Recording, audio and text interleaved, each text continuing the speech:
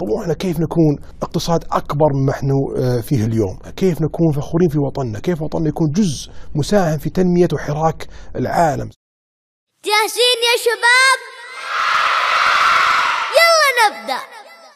الله الله يا محمد والسلام عليك يا محمد، هذا التخطيط يا محمد، هذا التظبيط يا محمد. الله الله يا محمد والسلام عليك